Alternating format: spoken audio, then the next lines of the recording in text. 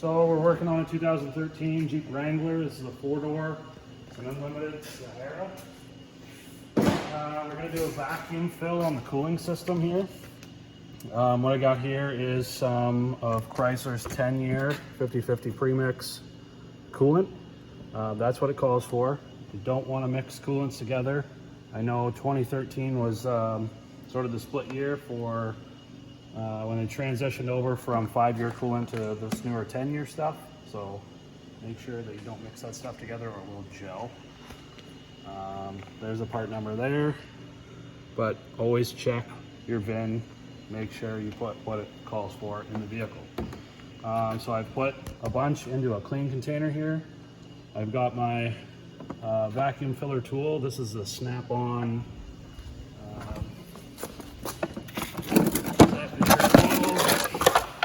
Radkit Plus A or PL USA or whatever. Either which way. It's gonna do the job. I've got the right fitting on here. There's a bunch of different fittings that come in the kit. Now, this is the most common one I use, but on this, the bottom of the rad in here is so shallow that it won't work. So I've got the right fitting in here. I'm gonna tighten this down a bit, and that's gonna just cause that rubber to expand and fit in there snug so we can get a good seal. I have also just pinched off the overflow tube. That's gonna let us achieve a good vacuum. I know there's proper pliers for doing this. This is just a light pressure on here, so it's not gonna hurt the hose. But always, if you're using pliers, something with sharp edges, just be careful. Cut it in half. I don't wanna wreck anything. So now that I've got this tool sitting in here in the rad, we've got one hose that's gonna go into our fluid. That's where the fluid's gonna enter. And then this hose here is just sort of, it's what causes a Venturi effect, or it gives us a vacuum on the system. So I've got everything set up there. I'll make sure that this is blocked off. Push the button underneath. You can see the gauge there. It's gonna start building a vacuum. If you go around to the other side, you can see that the hoses are starting to collapse as we build a vacuum in the cooling system. We'll try to take it up to as much as it'll take or hold. So we're sitting at 23. Guessing that's PSI.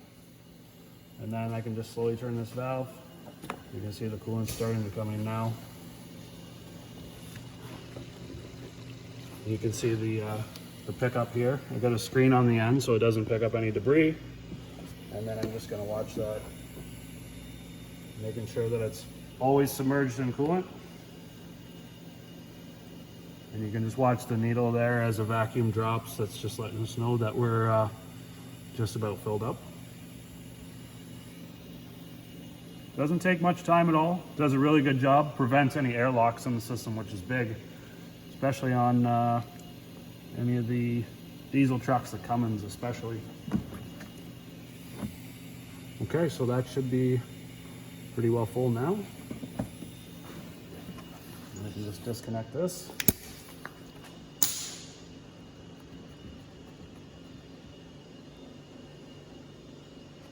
See, the cooling system's full now, and then I'll just drain this back in. The reservoir? Yep, I'll just drain this back in here. I can clean my tool up later. As in never? Yeah. No, I do actually clean it. Oh, sure. Coolant's just greasy like that. Yeah, it is, yeah. So I emptied the overflow reservoir from earlier. I just wanted to get as much of the old coolant out as I could. So I'm just gonna fill that up to the appropriate level now with our new stuff. And then we'll run the vehicle for a little bit and make sure that there's no leaks.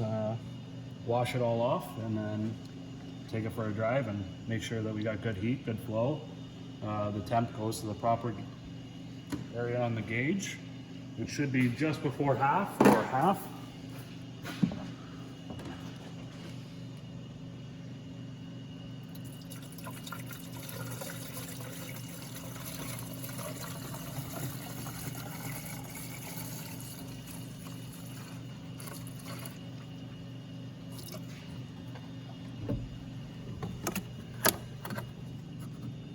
Yep, that's right pretty well at the max line there. So that'll be good. Throw the rat cap on. This is the other unit that you can use if you don't have access to a vacuum filler or shop air. If you're just doing this at home, there's a bunch of different fittings that you would grab that just screw onto the top here. And with the right fittings, this would just sit here. You would fill this funnel up full of coolant and run the vehicle and just keep adding coolant. The air pockets, as it gets hot and the thermostat opens, it would bleed the air out of the system, and you fill it that way. It does take longer, and sometimes you don't get all the air pockets out right away, which is why I like the vacuum bleed a lot better.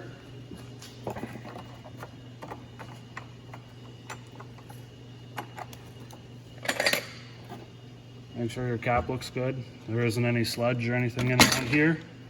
The seals look all okay.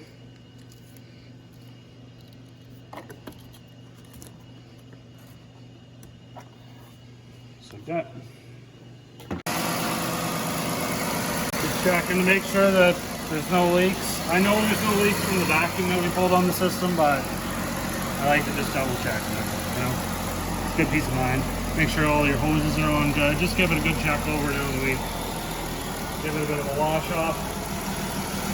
Make sure all the caps are on. There's nothing loose, nothing unplugged or out of place. I'd say that's a successful repair.